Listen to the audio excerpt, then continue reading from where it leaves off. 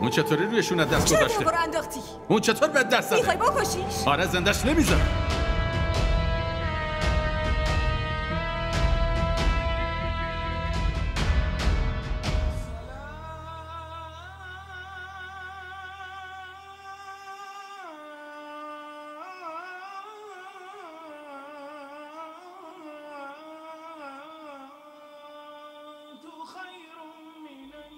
هی، چرا هنوز بیداری؟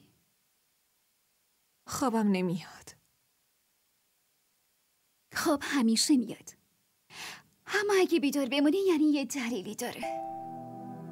رومی چرا بحث میکنی؟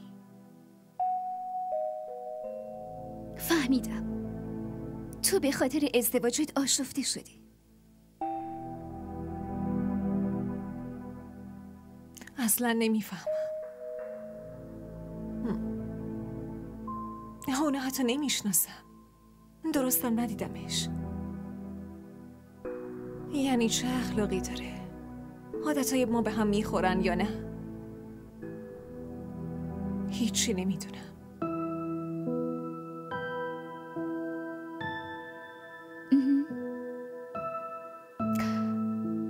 پس مشکل اینه. به نظرم راحت بگیر، با استرس داشتن هیچی نمیشه. در ضمن بابا صدیقی حتما با فکر و دقت تصمیم گرفته، تو رو که به یه آدم بی‌نام و نشون نمیده. و خدا نکنه، خدایی نکرده، اگه یه ذره مشکلی چیزی پیش بیاد ما کنارت هستیم مگه نه؟ باشه؟ اینقدر نگران نباش، اتفاق بدی نمیفته. میرم نماز بخونم، با خدا حرف میزنم. بنده خوبش هستم نه؟ به حرف من گوش میده. تو هم پاشو.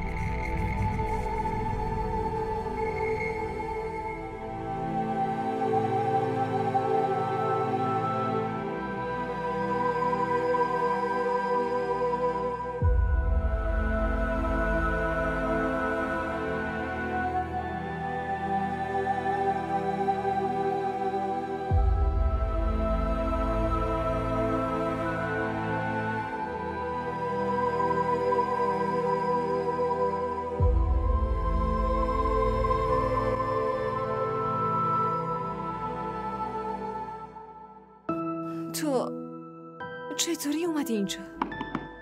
اینجوری. خب بی خیال، بابات چطوره؟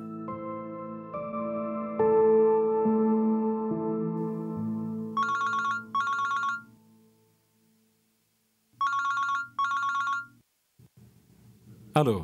شما الان تایم کارتون نیست؟ هر کی زنگ زد جوابش رو میدی؟ شما کی هستین؟ رومیسا صدیقی، مخفف اسمم رومیه. رومیسا داداش، الان قراره یه دعوای بزرگ راه بیفته. خواهرزن آینده تو نمیتونی بشناسی؟ رومی، حالا چطوره؟ من خوبم، اما اگه شما میخواین خوب باشین پس عصر بیاین خونمون. چرا؟ جناب صدیقی شما رو دعوت کرده، میخواد ببینتتون. ساعت 6 باشه، تشریف بیارید. رومی،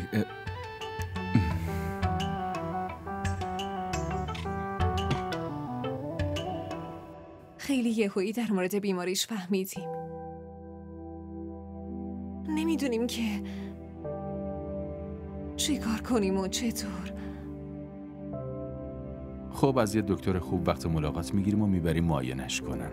اینقدر راحت نیست همسر. چرا اینقدر راحت نیست؟ تو چی بهش میگی؟ اینکه کی هستی؟ میگی دوست پسرمی؟ مشکلی نه؟ پس باشه، من امروز این مشکل حل میکنم.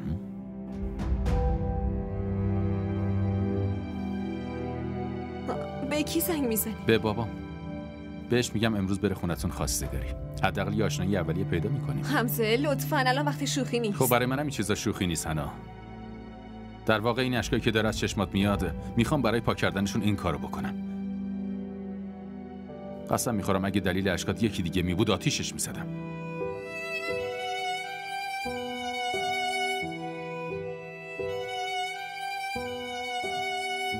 این که در کنارت باشم و نتونم بهت کمک کنم، این بدترین حسیه که من میتونم داشته باشم حنا. من فقط میخوام بهت کمک کنم.